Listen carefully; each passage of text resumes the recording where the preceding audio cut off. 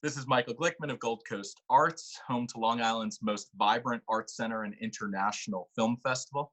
And it's my pleasure to welcome an online audience to our new Cultural Insider series. Today, we're joined by a special guest, Jeff Scher, award-winning animator, painter, and filmmaker, whose incredible talents are on full view in HBO's The Number on Great Grandpa's Arm.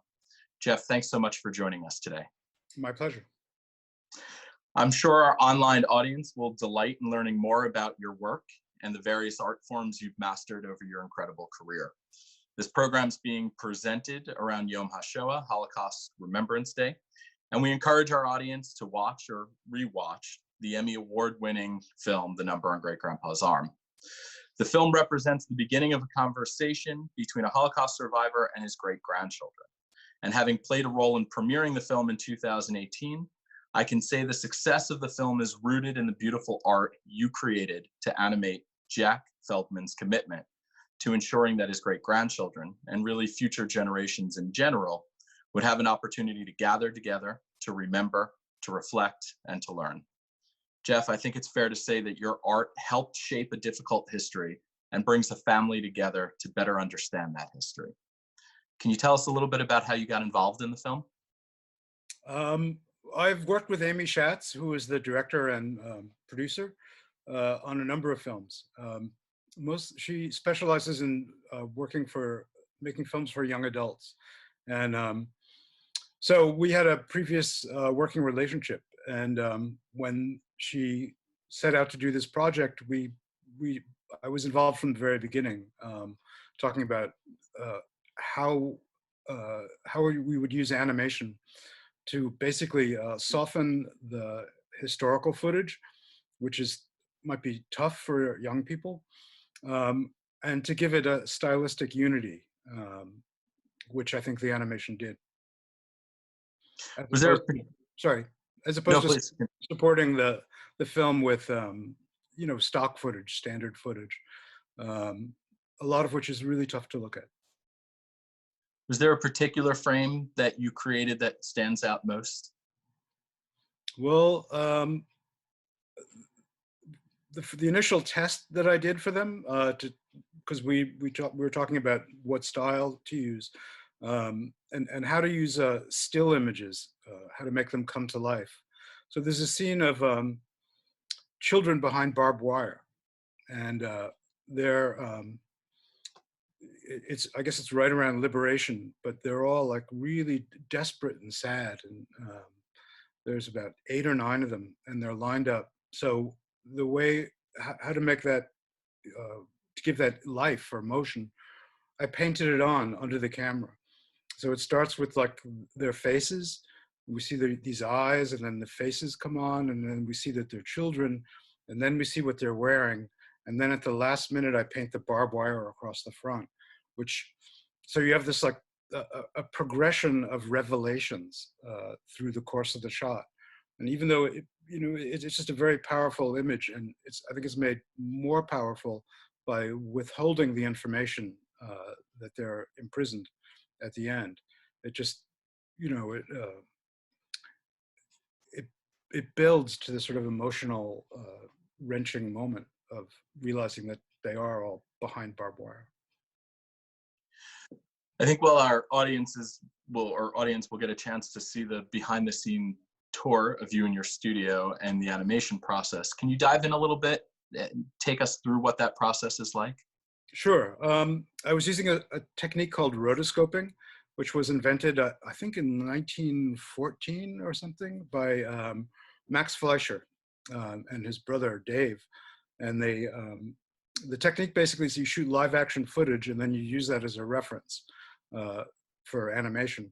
And what it does, as opposed to character animation where you would invent all the characters from drawings, there's a vivacity to it.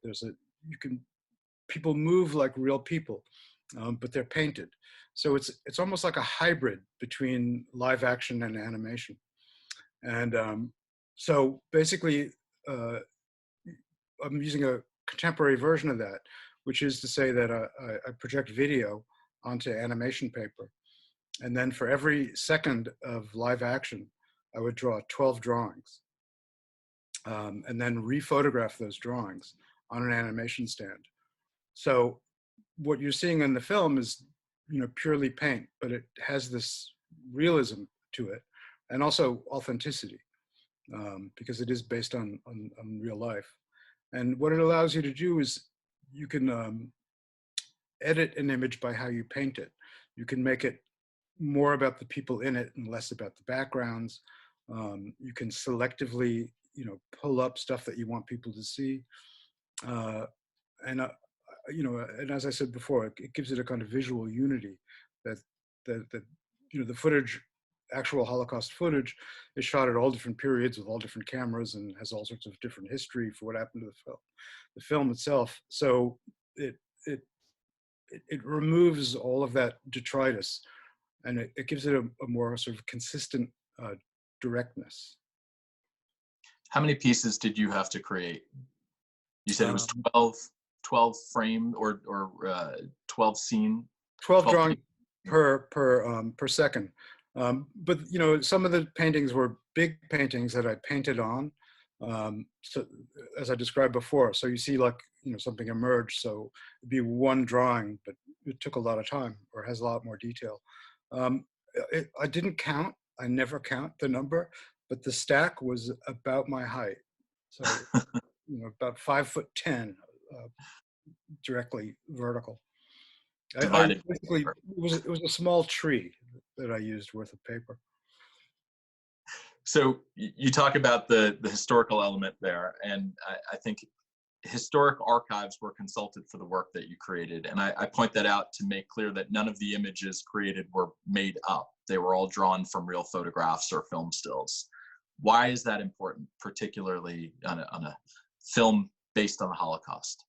I think it's really important to have veracity to all the scenes. Not that we're not making up anything. This really happened. Um, so it was really, in the pursuit of truth, and also nothing speaks louder than the actual images.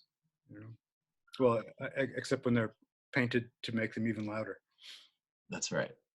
You and I had the opportunity to work together to mount an exhibition based on your paintings from the film, which was really a terrific experience for me personally. And I guess this is more of a statement than a question, but once the exhibit opened, I found myself in awe of how engaged and moved an entire family could be simultaneously, children, adults, grandparents, and the like. And as particularly as they traveled through the various sequences that you created. It's not something you see very often in terms of multi-generations engaging simultaneously and having some kind of response that can be seen by others, particularly around history-based shows. Anything surprise you most when you were creating this work? Um, there were a lot of surprises. I mean, the surprises were really in the footage. When you're rotoscoping, you're really looking at every frame of the original footage for an extended amount of time. So what might run for 3 seconds, you spend like 2 days looking at. And the amazing thing was the discoveries of little things in the corners of the frame, and details that go by too quickly when you're looking at the actual footage. But when you're really studying it in this crazy way, horrible things come out. Like there's a scene where the Nazis are parading families down a street, and you see that it's winter, and then you look down and you notice that the girls have no shoes. They're being paraded barefoot on stone, stone block roads through the winter. It's so the footage, the closer you examine it, the more bizarre, upsetting, just details of the cruelty emerge. So those were, unwelcome surprises.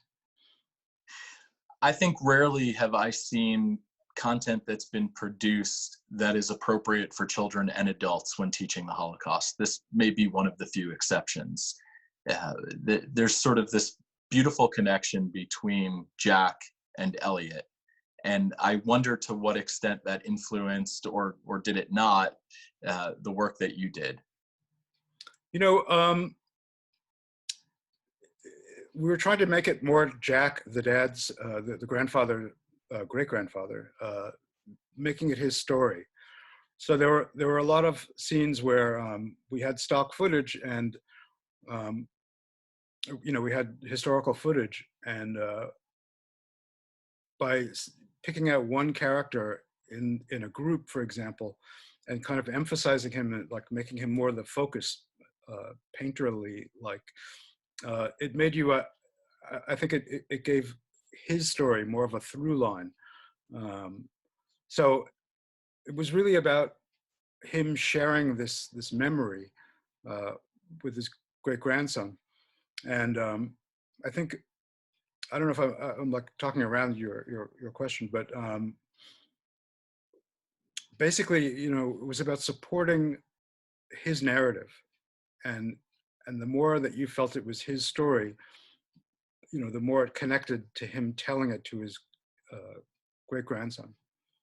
And yeah, their chemistry is amazing, and I think that's one of the things that really makes it cross generational in its appeal, in that um, you relate to both characters, both his curiosity and then his narrative, and he's just such a compelling screen person on screen, that you're taken away with it. It really works. What did you think after you saw the film completed? It's hard when you spend this much time working on a film to see it like as a pure film, but it was really, I just was so taken by Jack, um, the protagonist. He steals the show. And I think there's some unexpected elements there. For me, there was this moment in the film where you're talking to the person in his fish shop about how he supports his community. And despite everything that this man had gone through and suffered, it was sort of this sweet, unexpected moment where you've now seen this historical narrative play out, and it becomes much more personal and much more emotional, I think. So film was outstanding. And I think at this point it's been viewed, it's been downloaded on HBO over 1 million times, is something that I have heard. And there's some great curricula and some other pieces that complement this. So this is a work that I think for quite some time is really going to play a significant role in helping to teach future generations. I want to jump a little bit more into some of your other work. You've described yourself as an experimental filmmaker. Can you tell us what that means? I like to try things that pursue ideas, like to an experimental film to me is where you have an idea, and the film is essentially an experiment to see if the idea works, or how to like make it into something interesting. So I use a lot of alternative techniques and crazy stuff. I recently have been making films on, I've been doing a series of abstract films, and they're painted on oatmeal tins that I paint white, and then I rotate so that because it's one continuous loop as it paints around itself and paints over itself. And so you see all the little things coming on, and it's so that's exciting.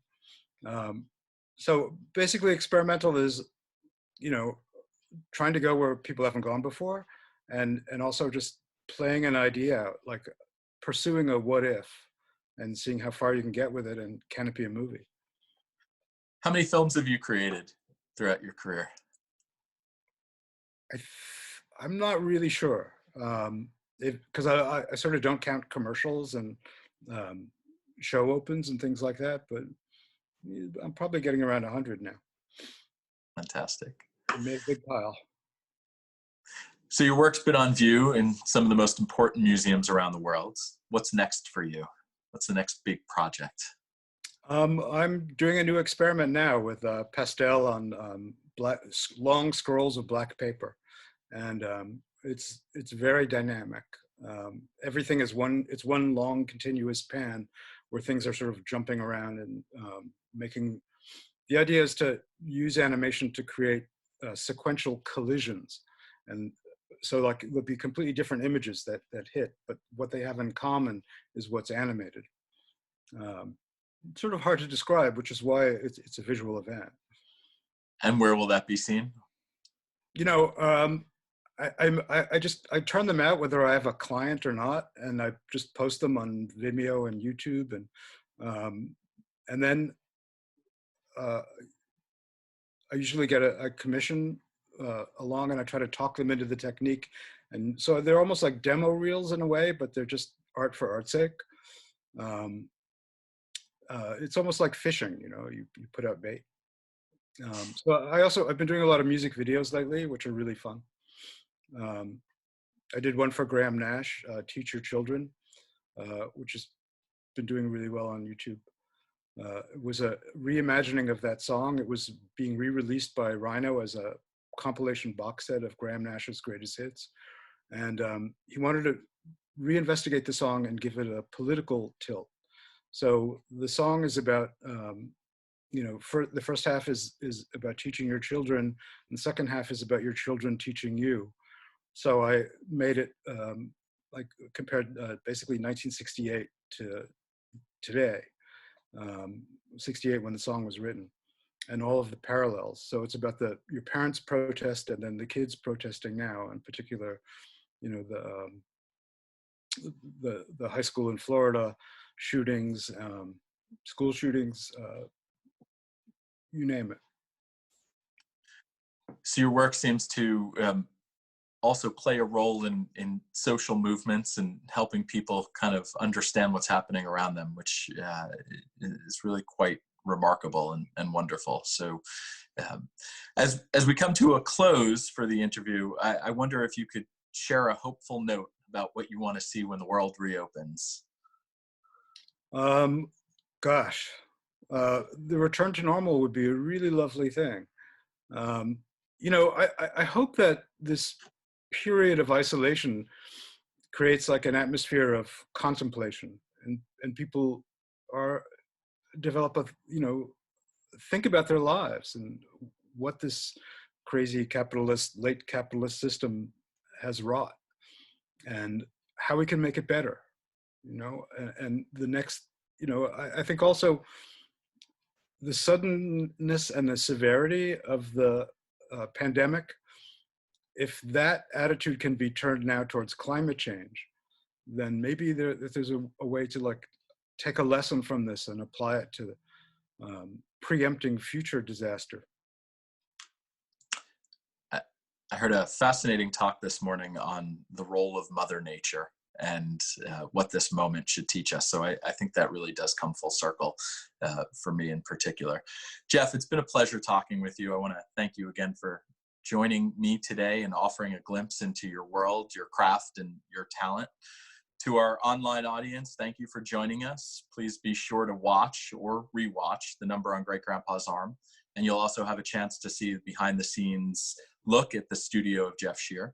Visit goldcoastarts.org for more information and to stay connected to our exciting programs.